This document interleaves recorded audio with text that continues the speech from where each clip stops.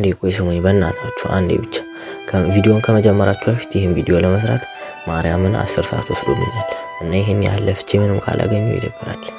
እናንተ ይሄን ልታዩ ስትሉ አንዴ ሰብስክራይብ አድርጋችሁ ቪዲዮን ደግሞ ላይክ አድርጋችሁ ጀምሩት።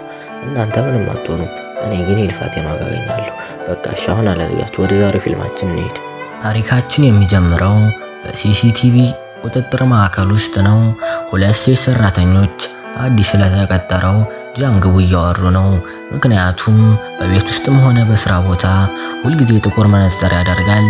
በዚያን ጊዜ አንድ ካሜራ ላይ ሁለት ሌቦች በሞተር ሳይክል የአንዲትን ሴት ቦርሳ ነጥቀው ሲሸሹ ያያል። ፖሊስም ተነግሮት ሌቦቹን መከታተል ይጀምራል። በኋላ ግን ከካሜሮቹ እይታ ውስጥ ይጠፋሉ። በዚያን ጊዜ ጃንግቡ በሌላ ካሜራ ላይ ሌቦቹን ያገኛቸዋል። ፖሊሶችም ተከትለው ይይዟቸዋል። ሁሉም በጃንግቡ የማየት ችሎታ ይደነቃሉ። እሱ የሚያየው ነገር በሌሎች ሰዎች እንደሚታየው አይደለም። ነገሮችን በዝግታ እንደሚንቀሳቀሱ ማየት ይችላል። ይህ ልዩ የእይታ ችሎታ የመጣው ከልጅነቱ ጀምሮ ነው። አንድ ቀን በአምስተኛ ክፍል ከጓደኛው ሹሚ ጋር ሲሮጥ በድንገት ዓለም በዝግታ መንቀሳቀስ ጀመረች። ወላጆቹ ወደ ሐኪም ቤት ወሰዱት። ሐኪሙም ይህን ዲናሚክ ቪዥዋል አኪዩት የሚባል እጅግ ያልተለመደ የአይን መሆኑን ነገራቸው። ነገር ግን ብዙ እንቅስቃሴ ካደረገ ራሱን ሊያዞረውና በመጨረሻም ሊታወር እንደሚችል አስጠነቀቀው።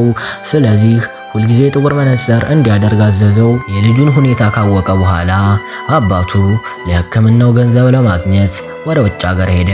ጃንግቡም ከእናቱና ከእህቱ ጋር መኖር ጀመረ።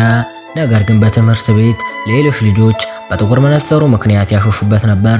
ሱሚ ብቻ ከጎኑ ቆመች። በጊዜ ሂደትም ጃንግቡ ለሱሚ ፍቅር ያዘው። ነገር ግን ሌሎች ልጆች ሱሚን ማሾሽ ስለጀመሩ ከጃንግቡ ራቀች።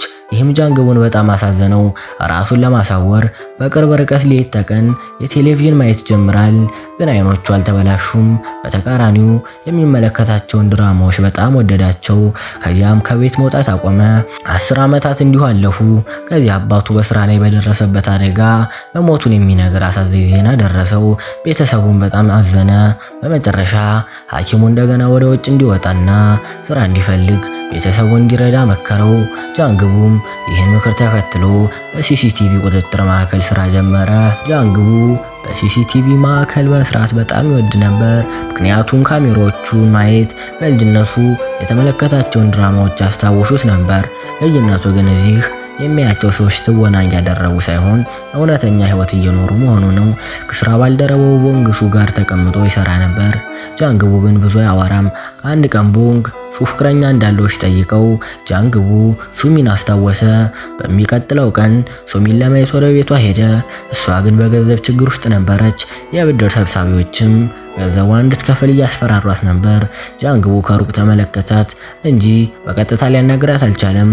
ከዚያ ጀምሮ በሲሲቲቪ ካሜራ ሱሚን በየቀኑ መከታተል ጀመረ። የዕለት ተዕለት ልምዷንም ሁሉ አስታወሰ። ሁልጊዜ ከስራ በኋላ በአንድ ካፌ አጠገብ ቆማ ቀዝቃዛ መጠጥ ትገዛ ነበር። አንድ ቀን በመንገድ ዳር የተጣለ ሶፋ አገኘና ሱሚ ብዙ ጊዜ የምትቆምበት ቦታ አስቀመጠው። ሱሚን በማግስቱ መጣ። በሶፋው ላይ ተቀምጣ መጠጧን መጠጣት ጀመረች። በሌላ ቀን ዝናብ ዘነበ። ጃንግቡ በሲሲቲቪ ካሜራ ሱሚን በአውቶቡስ ማቆሚያ ዝናብ ውስጥ ቆማ አያት። ቦንግሱንን ይዞ ወደ እሷ ሮጠ። ጃንግቡም እንደ ድራማ ጀግና ዣንጥላ ዘርግቶላት ነበር። ሱሚ ግን አላወቀችውም። እንዲሁም ተቆጥታ ከዚያ ሄደች። ጃንግቡ ምን እንደሚያደርግ ለማወቅ ወደ ሐኪሙ ሄደ። ሐኪሙም አበባ እንዲሰጣት መከረው። በማግስቱ ሱሚ ለሙዚቃ ድራማ ኦዲሽን ለማግባት ስትሄድ አርፍዳ ነበር። ስለዚህ መንገድ ላይ ዘፈነች። ድምጿን በጣም ስለሚያምር ሰዎች ቆመው ማዳመጥ ጀመሩ። በዚያን ጊዜ ጃንግቡ አዲስ ፀጉር አሰራር አድርጎ አበባ ይዞ መጣ። አበባውን ሲሰጣት ግን ሱሚ ከአበባ ይልቅ አንድ ካርቶን ኑድል ብትሰጠኝ ይሻለኛል ብላ ሄደች። ጃንግቡም በዚያን ጊዜ ሱማን ጠርቶ እኔ የልጅነት ጓደኛሽ ነኝ አላት። ሱሚም ግን ጃንግቡ የሚባል ጓደኛ አልነበረኝም አለችው። ጃንግቡ በጣም ተደነቀ። በስህተት የተሳሳተች ሴትን እየተከተለ እንደነበረ ተረዳ። ነገር ግን በዚህ ጊዜ ልቡ በእሷ ላይ ተሰጥቶ ነበር። በሚቀጥለው ቀን በአጋጣሚ እንደተገናኙ ሱሚም የገዛችውን ዕቃ እንዲያደርስላት ጃንግቡንን ጠየቀችው። ዕቃዎቹን ካደረስላት በኋላ ለምን የልጅነት ጓደኛን ትፈልጋለህ ብላ ጠየቀችው። ጃንግቡም ስለምወዳት ነው ብሎ መለሰላት። በኋላ በሲሲቲቪ ካሜራ ሱሚ በስልክ ስታወራያት ለሙዚቃውም ድራማ መመረጧን ተረዳ። ሱሚ በደስታ መንገድ ላይ መደነስ ጀመረች። ጃንግቡም በደስቷ ተደሰተና ምስሏን ሳለ። በዚያ ምሽት ካፌ ውስጥ ሲገናኙ ጃንግቡ አንድ ሳጥን ኑድል ይዞ መጣ። ከአበባ ኑድል ትመርጫል ነበር ብሎ ሰጣት። ከዚያም በደስታ አወሩ። ሱሚም የድራማውን ስክሪፕት አሳየችው። ጃንግቡም የራሱን ችሎታ አሳያት። ሰዎች በፍጥነት ቁጥጥር የተጻፈባቸውን ማንኪያዎች ወደ እሱ ሲወረውሩ ሁሉንም በቀላሉ ይዝና ቁጥራቸውን ይናገር ነበር። ከዚያ በኋላ ጃንግቡ ከሱሚ ጋር ብዙ ጊዜ መገናኘት ጀመረ።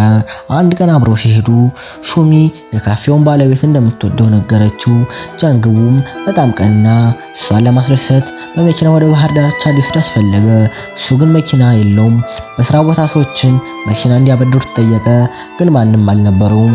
በዚያ ጊዜ የብድር ሰብሳቢው እንደገና ሱሚን አግኝቶ ገንዘቧን ካልከፈለች እንደሚጎዳት አስፈራራት። ጃንግቡና ቦንግሹ መጥተው አዳኗት። ከዚያ ጃንግቡ ወደ ስራ ሲመለስ ሱሚ ከሲሲቲቪ ካሜራ ፊት ቆማ አመሰግናለሁ ስትል አየ። እሱም እንደሚከታተላት ታውቅ ነበር። በዚያ ምሽት ፓርክ ሄደው አብረው ተቀመጡ። ጃንግቡ መኪና ቢኖርሽ የት ትሄጃለሽ ብሎ ጠየቃት። ሱሚም ሁልጊዜ ወደ ባህር ይሄድ ነበር አለች። ጃንግቡ በመኪና ባይኖረውም ከአንድ የአውቶቡስ ሹፌር ጋር ጓደኛ ሆነ። ሹፌሩም ሊረዳቸው ተስማማ። በማግስቱ ጃንግቡ ቦንግሹና የአውቶቡሱ ሹፌር ሱሚን ይዘው ወደ ባህር ዳር ለመሄድ ተነሱ። ጉዟቸው በጣም አስደሳች ነበር። ነገር ግን ወደ ሌላ ከተማ ድንበር ሲደርሱ ፖሊስ አስቆማቸው። የከተማው አውቶቡስ ወደ ሌላ ከተማ መግባት እንደማይችል ነገራቸው። ሱሚ ተቆጥታ ከፖሊሱ ጋር መከራከር ጀመረች። ጃንግቡ ግን እሷ በዝግታ ስትንቀሳቀስ እያየ በፍቅር ተመስጦ ቆመ። በመጨረሻም ተመልሰው ወደ ከተማቸው መጡ። በሲሲቲቪ ማዕከል አለቃው በከተማው የሴቶችን ጠለፋ እየበዛ መሆኑን አስጠነቀቀ። በዚያን ጊዜ ጃንግቡ ሱሚን በካሜራ እየተመለከተ ሳለ ድንገት ከስክሪኑ ጠፋች።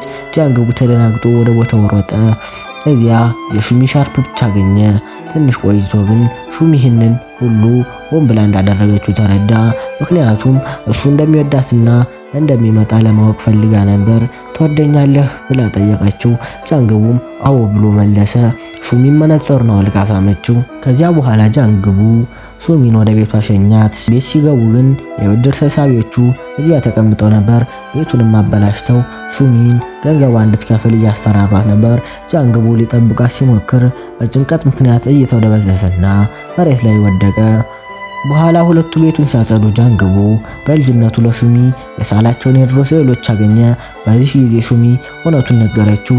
እሷ በእውነት የልጅነት ጓደኛው ነበረች። በዚያን ጊዜ እሱን ትታው ስለሄደች ራሷን እንደማታውቀው አድርጋ እንደነበረ ይቅርታ ጠየቀችው።